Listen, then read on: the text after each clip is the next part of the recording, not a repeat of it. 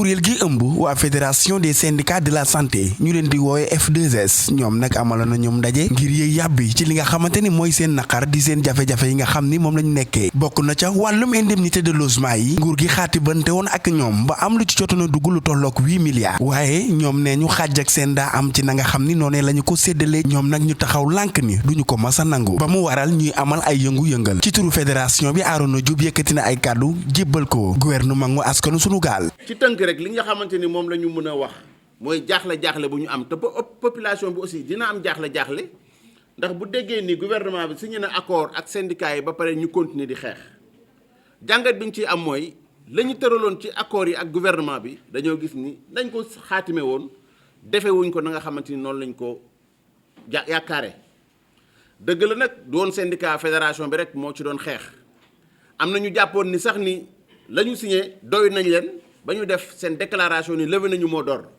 mais ñun fédération bañ ko jàngaat ko dañu ñu levé wuñu mot d'ordre waaye dinañ ko ajandi en attendant ñuy gis li ñu signé naka la demee moo tax ñu am benn temps diggante ndax accord yi bu ñu fàtte ni ñu ngi ko signé le 10 mai kon ñu ngi doon taaxirlu di xaar li ñu signé dugg ci suñuy loxo pour ñu xam ndax la ñu signé loolu la wala du loolu mais bi yàlla dogalee ñu gis commencé fayeeku la ñu signé ñu gis ni kon la ñu signé woon ak li ñu appliqué du benn ñu sant yàlla ndax waxoon nañ ni booba ni levé wuñu suñu mot d'ordre waaye dañ ko ajandi di xaar résultat mais bi résultat yi ñëwee nag joxuñu satisfaction continué nañu suñuy plan d'action ci ay waxtaan d'abord ndax accord bi gouvernement bi def na jéego wax dëgg yàlla ndax bu ngeen yàgg gisee ni indemnité de logement musul am ci secteur santé tey gouvernement décidé na joxe indemnité de logement à hauteur de 100 000 francs ni dama koy commencer 50 000 ci li des ci année 2022 2023 ma dugalal leen 25 000 2024 ma dugalal leen 25 000 muy 100 000 waaye jafe-jafe bi nga xamante ne nag ñun waa fédération mënuñ cee ànd te mënuñ cee d'accord te loolu la ñu appliqué mooy dañoo gis xàjj ak seen bu am ci indemnité de logement bi ndax indemnité de logement bu nekkee da nga ñëw fekk ci njaboot ñëpp di liggéey bokk ci liggéey bi ku nekk cab ba nga nekk nga di ci jàpp di liggéey ñu ni kii war nañ ko jox indemnité de logement kee duñ ko jox indemnité de logement dañ ni problème am na ndax amul fenn fu yoon wax ni kii am na droit dëkkuwaay kële amul droit dëkkuwaay mu ni établissement public yi nga xamante ni léegi ay entreprise lañu def leen ni gouvernement bi ci kaw loolu ñu sensibiliser ministre des finances ba mu ni dina accompagner établissement public yi à hauteur de 8 milliards alhamdulilah 8 milliards yooyu dugg si na ci ministère de la santé pour ñu war ko yóbbu ci hôpitaux yi mais li nga xamante ni nag moom mooy sunu tiis ak sunu jaaxle ba tax ñu continuer sunu grève bi mooy bi xaalis bi dugg see te ñun ba ñuy laaj 8 milliards bi calculer woon nañu ñi nga xamante ne am nañ ci droit ci établissement public yi mais bi xaalis bi duggee dañu indi beneen décret bu ñu envoyé mail ci directeur hôpitaux yi ne leen kat ay la yëwan xaalis bi dugg si na waaye ñii ñooy am ñii duñu amandi en attendant ñu mën a comprendre dañ ñu loolu aussi guddal jëlal te la ci metti mooy ñëpp a ciy sonn travailleurs yi dinañ ci sonn ndax xeex bi kenn bëgg ko population bi dinañ ci sonn gouvernement bi aussi war na mën a taxaw am jaaxle parce que du ne man génne naa ay milliards ba pare réglé wul problème yi kon ñun ci occasion bi ñu ngi interpeller le président de la république nga xamante ni moom la yoon wax ni moo war a saytu moo war a garanti santé population bi nga xam ni xàjj ak seen ñun fédération mënuñ ko nangu tax loolu day tas kër boo ñëwee ci kër nga fekk nga njabootu ñëpp nga ni kii laay toppatoo du ma toppatoo kële dañ ni loolu mënul continuer te loolu duñ ko accepter ndax accepter ko mooy nga tas sa njaboot te fédération bi képp kuy liggéeykat ci kër santé fédération bi njabooti na la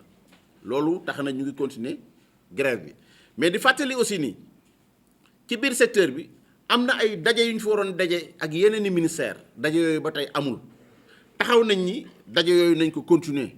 parce que boo waxtaanul doo trouver solution te bu ñu la tëjalee bunt pour nga waxtaan mais blocage day am donc loolu ñu ngi lancé ministère yi nga xamante ni ñoom la ñu waroon continuer waxtaan boobu ñu tijji waxtaan boobu pour ñu mun cee sukkandiku régler problème yi nga xamante ni mooy problème mu travailleurs yi. wax nañ ko léegi collectivité locale ndax dafa am loi bu bees bu wax ni léegi am na fonction publique locale yéen a ngi dégg nguur gi di ko bàkkoo ci biir fonction publique locale bi daf cee benn article bu wax ni lépp lu fonction publique def pour ay liggéeykatam obligatoirement fonction publique locale da ko war a def pour ay liggéeykatam ca saasiya muy article 29 ci code collectivité locale mais loolu bu nekkee appliqué woo ko te ci xel hôpital bi wax nañ ko léegi ñëpp a fa liggéey fonctionnaire baa nga fa collectivité locale ma nga fa contractuel hôpital baa nga fa nga bëgg a wax ni man fonctionnaire ba contractuel bi dinaa ren régler collectivité locale bi du ma ko régler mais yàq nga système bi parce que dañ ne à travail égal salaire égal ba tax na d'accord wax nañ ni fonction publique doo fay kii doo fay kële waaye képp koo xamante ni war na fay njabootam nga accompagner ko pour mu mun ko fay ndax lépp travail public la képp kuy xale boo amee ba nga juddoo ba am juróomi at lépp la nga war a fay man maa ko gàddu ndax souvent aussi il faut que ñuy leeral population bi que ni faj bi nekkul lu gratuite dañ am na kuy fay ci sa place ndax établissement public yi aussi comme dañoo yor seen budget ci loolu la ñuy sukkandiku pour mën a équilibrer seen budget pour mën a dox léegi bu état ne indi naa politique boo xamante ni kii maa koy fayal kële maa koy fayal mooy xale yi am ba juróomi at jigéen ñi nga xamante ni dañoo nekk en état di mucc ñu war leen opérer état mu ni maa la koy fayal mag yi nga xamante ni am nañ juróom benn fukki at jëm kaw état mu ni maa la koy fayal mais ñun ñëpp dañoo tàccu ndax ku ci nekk ni ñu nekkee ay liggéeykat noonu la ñuy nekkee ay consommateur ndax suñuy njaboot suñuy famille suñuy parents ñëpp a ngi cay dem mais dañ ni boo waree fay te fayuloo y a problème te ci biir accord yi camarade Cheikh wax na ko léegi ministre des finances wax na ni génnee naa enveloppe ñaar fukki milliards pour ñu fay bor yooyu te ñaar fukki milliards yooyu joxe naa instruction nañ ko mobiliser na mu gën a gaawee balaay weer nee naa leen accords yi mais lañ ko defoon kon ba tey établissement public yi ñu ngi dox ci ginnaaw bor boobu nga xamante ni dugg si wuñ ci wax nañ léegi ni budget état day joxe budget mais ñun dañu yàgg wax ni budget yi nañ koy tegal ay critères ñu xam ni critères yii la ñuy sukkandiku pour joxe budget par exemple boo ne woon hôpital bu am téeméeri lal nangam lañ koy jox ñaar téeméeri lal nangam lañ koy jox juróom fukki lal nangam lañ koy jox loolu neex naa comprendre mais yow da ngay xëy rek dagg benn budget pour hôpital bi te budget yi du tolloo kenn du am noo ko mën a tuddee donc loolu aussi dañuy day jafee-jafeel liggéey te comme ñun partenaire lañu dafay jaar bu ñu teg loolu ci table bi pour inviter gouvernement bi pour ñu mën a xool accord yooyu subvention boobu naka lañ ko mën a régler mbokk bi waxaat na ko léegi ci wàllu indemnité yi ñu ne indemnité yi dinañ ko fay waaye ñii rek lañ koy fay ñële mënuñ leen ko fay muy ci wàllu état santé mais li ñu ciy gën a jaaxal mooy ay la yoon bi ñu commencé fay gouvernement bi aussi jëlaat na décision parce que ñun jàpp nañ ni indemnité loo ko mën a andi liggéeykat bi doyul parce que train de vie bi salaire yi attanuñ ko donc lu mën a ñëw jàpp nañ ni dañuy jël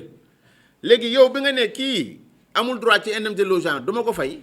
à côté képp ku nekkul ci domaine boobu créer ngay indemnité par rapport ak hiérarchie bi jox ko baax na d'accord nañ ci rafetlu nañ ko waaye li ñu wax mooy indemnité yi nga xamante ni agent de santé am nañ ci droit nañ leen ko jox ci biir indemnité yooyu dañ ko dagg par ay pàcc-pàcc ñu ne indemnité ki am hiérarchie A nangam 300000 hiérarchie A2 250 ainsi de suite mais ki nga xamante ni am na bay xalaat ko mais kii nekk ci biir santé te jàppoon ni accord yooyu signé woon nañ ko ba pare tam ni 100000 francs la nga war ko fay 50000 25000 25000 nga ni doo ko fay dañ ni loolu problème la te du neex a gëm parce que boo ne ñàkk xaalis moo tax defoo ko te gannaaw ba nga signé loolu teguñ ci ay weer nga génne xaalis pour yokk ñeneen ñi donc dañ ni loolu baax na waaye ñi nga xamante ni ñu ngi koy xaar ci côté santé aussi vraiment ñaan nañu yàlla pour ñu jox ñu ko. nga ñu ñëwaat pour wax ni en dehors de ces accords problème yi nekk ci hôpital bi te ñu waxoon ko mooy établissement public de santé yi en 98 te loolu aussi dafay jaar du ñu def ci communication population bi xam ko dañ ay entreprise lañu bu ñu dee ay entreprise ñooy jëlal seen bopp seen personnel ñooy fay seen personnel ainsi de suite nekk personne morale léegi nag dañ ni léegi boo dugg see ci hôpital bi pour liggéey boobu mën a neex nañ créer lu ñuy tuddee statut du personnel des établissements publics de santé nga xamante ni statut boobu wax nañ ko léegi génn na depuis 2016 loolu li muy indi mooy xàjj ak seen dootul amati ci biir hôpital bi ndax boo ngeen xoolee hôpital yi léegi ni ñu dundee am na juróomi liggéeykat yoo xamante ni ku nekk bokkul ku lay fay ba pare ngeen di xëy ci benn hôpital bi loolu frustration yi muy indi mooy ki nga xamante ni fonctionnaire la ni ñu koy traité mën na wute ak ki nekk collectivité locale ni ñu koy traité mën na wute ak contractuel kër gi ni ñu koy traité mën na wute ak universitaire bi ni ñu koy traité ba nga xamante ni dina indi léeg-léeg benn stress ci ñu seq liggéey bi te benn malade rek ci la ñuy tiim ñoom ñëpp ñu ni kon loolu pour régler ko nañ indi benn statut nga xamante ni képp kuy xëyitu hôpital statut boobu ngay sol su ko defee hôpital bi traité la au même titre que les autres ñu mën a nekk à l'aise ci à travail égal salaire égal bu loolu weesoo àddunañ ci jafe-jafe yi nga xam ni moom la hôpital de Dantec nekke waaye itam wax nañ it fi léegi seen jafe-jafe yi saafara wul fa séene nañoo wéy di banque seen ay loxo ginnaaw bu ñu jógee ci gàmmu gi di guddi gi ñuy màggal yaa rasulillahi sallallahu alayhi wa sallam. historique u Dantec mooy nekk hôpital boo xam ne waxuma Sénégal waaye sous région bi ñu bëri hôpital Dantec moo leen formé ñu bëri hôpital Dantec la ñuy fajoo ndax da nga gis ni ñu dem ba gis ni loolu war nañ ko yokk d'accord nañu mais li ñu mënul comprendre mooy nga ni damay yokk hôpital bi ma nga ni waaye pour ma yokk ko il faut que ma jaay une partie dañ ni loolu ci état neexul a dégg te loolu ñun fédération de la santé d'accorduñ ci tey d'accorduñ ci ëllëg te ñu ngi continuer di ko xeex donte sax dégguñu ni xëy na génn nañu grève ci loolu mais position bi nga xam ne liggéeykat yi amoon nañ ko ci hôpital Dantec position boobu la ñuy continuer di am ba tey te loolu je pense que ni l'histoire boo moytuwul dinañu jox raison te bu ñu histoire joxee raison loolu mooy lajj nañu histoire bu ñu joxee raison mooy dañuy wax ni jaay bi d'accord nañ ci te lii tax ñu jaay ko pour ñi la ñuy defaraat boo moytuwul résultat yi ñu ci doon xaar duñ ko am. donc ci kii ñëw nag muy ministre docteur Marie Khemesse Ndiaye am nañ yaakaar ni rupture boobu la ñuy xaar ci moom te rupture boobu buñ ko amee mu ànd ceeg liggéeykat yi je pense que dina nekk njëriñu établissement yi dina nekk aussi njëriñu population bi. ci kaw loolu bu ñu résumé li nga xamante ne mooy situation bi ñu nekkee nii am jàngat bi ñu am ci ñetti fanu grève yi nga xamante ni génn nañ ko te muy loo xamante ni c'est pas de gaieté de cœur comme loolu la ñuy wax kër docteur bis bu demee ba grève rek mooy sës na biñ ko jàngataat ko te gisuñu dara loo xamante ni leer na suñu kanam fédération bi ci wàllu conférence des secrétaires généraux daje nañu évaluer décider nag ni dinañ teg beneen jéego mooy grève ñaari fan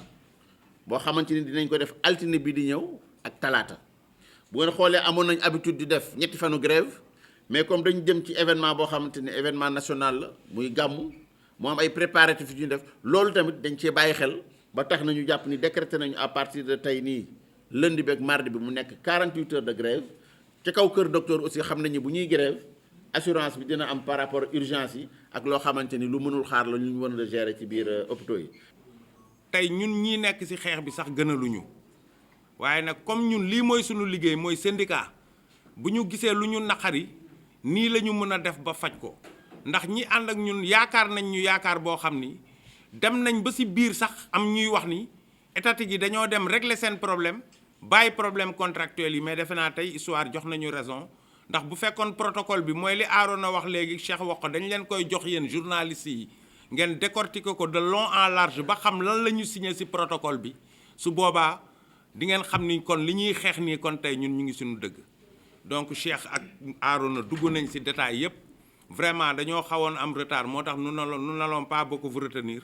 mais daal nous invitons l'État à corriger ces manquements jéem a fay contractuels yi seen xaalis te bii pas aussi li ñu leen di ñaan mooy bu ñuy def augmentation yi pour fay ko nañ ñu invité ñun ñu ñëw toog liste yi ñun maîtriser nañ ko ñu bañ a fàtte kenn parce que même bu ñu fàttee waat benn nit dañuy demaat ci xeex te loolu aussi ñun sabablu wuñ ko parce que xam nga li olof di wax ku miin sa xuloo da lay yeb te bii à partir de gàmmu gi su jeexee dinañ def grève illimitée boo xam ni tant que ñiy jotuñu seen xaalis du ñu arrêté man moom ci grève bi rek laay wax de ak xaalis bi paiement bi li ci des yëpp ñeneen ñi wax nañ ko. lu ngeen mën a expliquer ngeen signé ba pare jënd dugal sa loxo ci biir Papa Dia. moo tax alhamdulilah defuñu déclaration jour boobu finance Cheikh nga ni je le prends en témoin ak Arona journaliste yi topp nañ mais defuñu déclaration levé wuñ mot d'ordre on n'a jamais levé le mot d'ordre dem nañ sax ba dégg ci ay wax ni comment nous des responsables comme nous ñu dem mouvement de grève te duñ dugal préavis de grève non soyons sérieux nañ waxante dëgg tey jii nii ay responsables ñoo séq fédération bi des personnes engagées et puis dinaa leen wax aussi benn affaire xam nga lu ne fàng kenn du ko jeex fédération bi biñ dajee lañ gis augmentation 75000 musul am ci système bi kon ñi ay jàmbaar lañ nañu wax ñu ngi nii toog bi ñuy dajee fédération bi moo indi dénouement bi am ci système sanitaire bi musuñu am une augmentation de plus de 25000 francs tey nous sommes à 75000 am na ñu am 100000 te jeexagul 2023 am na 2024 am na ñëpp gis nañ cherté de la vie bi ñëpp gis nañ location nu mu méttee ñëpp gis nañ dund bi nu mu méttee munoo fay ñi bàyyi ñi nañ fay ñëpp parce que ñi nekk ci hôpital yi tey ñoo constitué base du syndicat yi te du ñu seetaan benn yoon suñu benn organisation syndicale di tas donc état na jël ay responsabilités am parce que ku xool sama kanam xool ñii toog xam ne ñun jël nañ suñuy responsabilité. L'état d'avancement des négociations avec le gouvernement du Sénégal. Nous venons de boucler, depuis la semaine passée, bien sûr, 72 heures de grève au niveau national. Et le mot d'ordre a été largement suivi sur l'ensemble du territoire national. Nous rappelons à tous aussi que beaucoup de points de la plateforme revendicative restent en suspens. Peut-être les gens vont se poser la question à savoir,